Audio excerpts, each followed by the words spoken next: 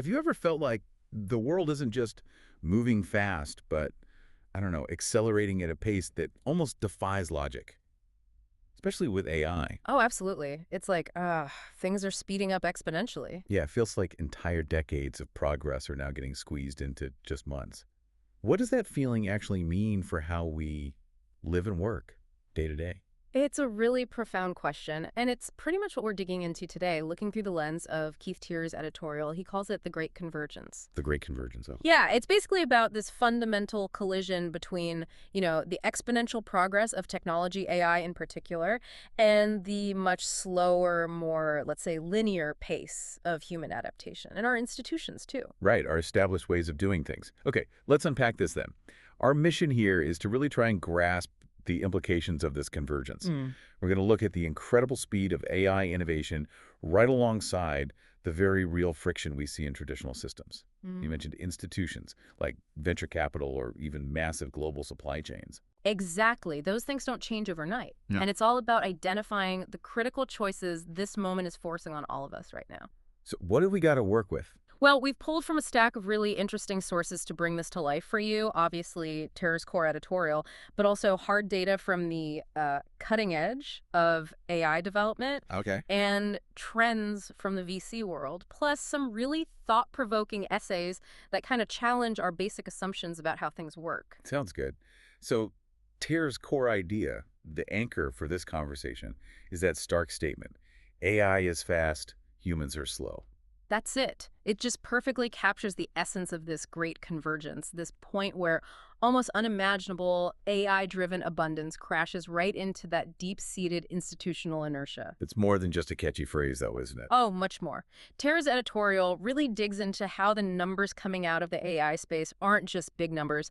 They represent what he calls the speed of now. The speed of now. I like that. It really gets at the dynamic here. It's about exponential growth, essentially. Yeah, totally. We're talking about AI compressing what might have taken, say, a decade of development into just months. And our sources have some wild examples, like ChatGPT. Right. I mean, think about it. It basically compressed what took Google over a decade to achieve in terms of daily searches, user adoption, into just 300 days. 300 days. That's Yeah. that's not just an improvement. It's a total redefinition of how we interact with information. Exactly. And Okay. it's not like it's just one company. Look at Cursor. Our sources flag it as potentially the fastest growing SaaS company ever. Okay, what are the numbers? They went from $1 million to $100 million in annual recurring revenue ARR in just 12 months. 100 million ARR in a year. Yep. And here's the kicker.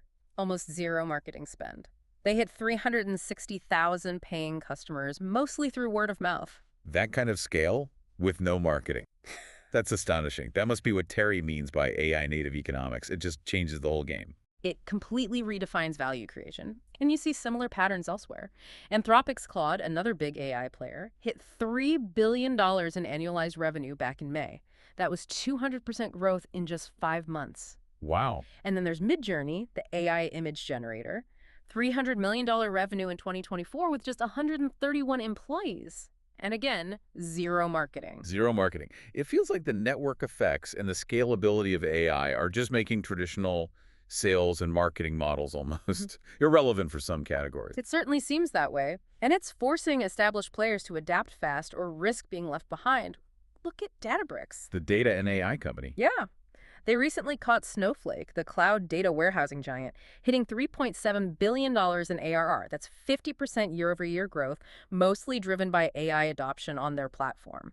It's like an acceleration across the entire tech landscape, pulling even the giants into this new speed. It's even reshaping really fundamental concepts, isn't it? Yeah. Like Andre Karpathy's idea of software 3.0, Right. His idea that English is becoming the hottest new programming language. which sounds counterintuitive, but it makes sense when you think about it. It does.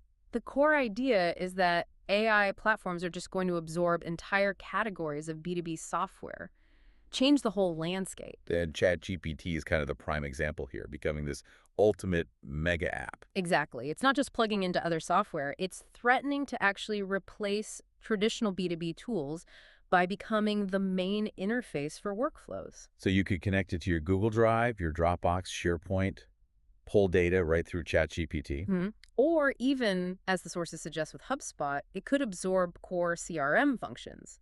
The key insight is that AI isn't just another tool, it's like a new operating system, shifting the value away from the software features themselves. towards these intelligent, adaptable interfaces that learn from your specific data. It sort of commoditizes the how and elevates the what. So instead of logging into HubSpot to find customer insights, you could just ask ChatGPT, show me trends for customers in X sector, and it pulls the data, maybe even suggests marketing ideas, Potentially, yeah. which makes you question what you're paying for in that traditional SaaS subscription if ChatGPT can do, say, 80% of the job. That's exactly Karpathy's point when he says Software 3.0 is eating 1.0 2.0. It's a huge shift. It really is. So are there any areas of traditional software you think are truly safe from this absorption, or is it all heading towards commoditization? Well, that's the billion-dollar question, isn't it? You'll probably always need highly specialized niche tools with deep domain expertise. But the general trend, like our sources point towards, is definitely commoditization for general business functions. So the resistance isn't really technological. Not primarily. It's more about that friction of the old, the human systems, the institutions that just struggle to keep pace. And that friction of the old really stands out against AI speed. hmm Venture capital is a great example. Our sources were painting a picture of a pretty serious liquidity crisis there. Yeah, it's quite a contrast to the boom years. The numbers are sobering. Only 37% of the VC funds started in 2019 have actually returned any capital to their investors, their LPs, after 5 years. Only 37%. How does that compare? Well, compare that to 81% of 2017 funds at the same stage. And the median IRR, the internal rate of return, for those 2019 funds is just 5.4%. Wow, it's low. It's dramatically slower returns for the LPs, which puts huge pressure on the whole VC model. And then there's this thing people are calling the Great Unicorn Backlog. Ah, yes. Over 1,400 unicorns, private companies valued over $1 billion worth of collective $4.8 trillion. And the problem is getting them public or acquired, right? The exits. Exactly. At the current rate of exits, it would take something like 49 years to clear that backlog. It essentially locks up a massive amount of capital. Which must be forcing VCs to change how they operate. Absolutely. Seed investors, the earliest ones, are now looking to sell their winning investments much earlier or trying to find buyers in the secondary market. LPs just want their money back quicker. Are there risks with that? Selling early. Sure. And there are risks with the secondary market, too, like adverse selection. You know, maybe the deals hitting the secondary market are the ones that couldn't raise money elsewhere easily. Yeah. It's tricky. And this inertia, this friction, it's not just in finance. We see it in huge physical systems, too, like global supply chains. Apple in China is the classic example. Definitely. It took them decades to build up that incredibly complex iPhone manufacturing system in China. But now, because of geopolitics, they're scrambling to diversify, moving a chunk to India by 2026. That sounds like a massive, slow, and expensive undertaking. It is. Apple's suppliers have reportedly spent around $16 billion just since 2018 on this shift. Our sources talk about the messy reality that infrastructure and capability don't materialize overnight. It's a perfect illustration of how the physical world and huge corporations just operate on a completely different timescale than AI development. Totally different pace.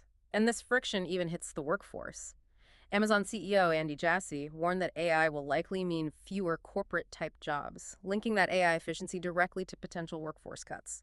So these examples, struggling VCs, supply chains in upheaval, potential job impacts, they really highlight the pressure on the old ways of doing things. This friction, as Tira says, forces a choice. Exactly right. Tira's argument boils down to this.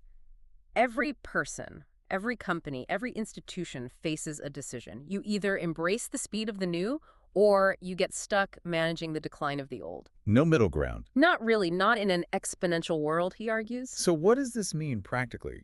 The companies winning seem to be the ones choosing speed, like that AI law firm example, Crosby. Yeah, Crosby's a good one. Completing contract reviews in under an hour, it shows what's possible when you actually build for this new AI native world, instead of just tweaking the old model. Because Tira's point is that if you're still optimizing for the old ways, You're just going to get left behind. In an exponential curve, moving too slowly is actually the biggest risk you can take. It's not just a business issue, it's societal. We all need to shift our thinking. but embracing speed doesn't mean just blindly jumping on the bandwagon, right?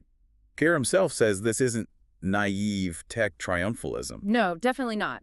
The challenges are real. We talked about the VC liquidity crisis. And there's also the huge concentration of AI power in just a few big platforms. Those are serious issues. And tackling those requires clear, critical thinking. which brings us to those essays you mentioned. Exactly. This is where someone like Kyle Harrison, in his essay on the burden of proof, becomes really relevant. He basically warns us, don't just buy into compelling stories, especially around new tech or how resilient old systems are, without demanding real proof. Resist the narrative if the evidence isn't there. Avoid that in-group thinking. Right. We need to apply the same critical lens to narratives about AI's impact, both positive and negative, as we would to anything else. Seek truth, not just validation. That makes sense.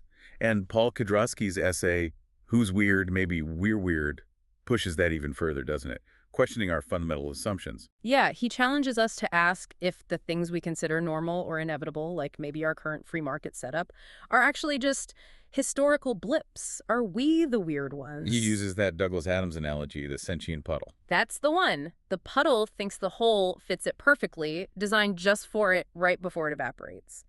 We risk that kind of blindness if we assume our current systems are the only way things can be, especially when faced with change this fast. A powerful metaphor for potential blind spots. It is, but Tier adds a crucial point here. Skepticism is important, but skepticism without action is just, as he puts it, intellectual tourism. Meaning, These trends, the AI acceleration, the capital shifts, the supply chain issues, they aren't just happening to us. They're the result of millions of human decisions. And they demand a response, not just observation. okay, so that points towards the path forward. The potential is huge, right? This abundance economy idea. The potential is extraordinary. Universal access through intelligence, huge cost reductions, maybe even new ways for people to flourish. But just building the tech isn't enough to get us there. We need more. We need to build better institutions, better policies. We need better ways of thinking about how progress and fairness can actually coexist. Ultimately, it requires us, humans, to really lean into change and adapt thoughtfully. Because the future isn't set in stone. Yeah. Just because AI can compress decades into months doesn't automatically mean everyone benefits. Exactly. And just because capital flows towards these abundance-creating technologies doesn't guarantee that abundance gets shared widely. It comes down to the choices we make. Tier argues it depends entirely on the choices and actions taken by individuals, entrepreneurs, investors, citizens, all of us. The great convergence is happening.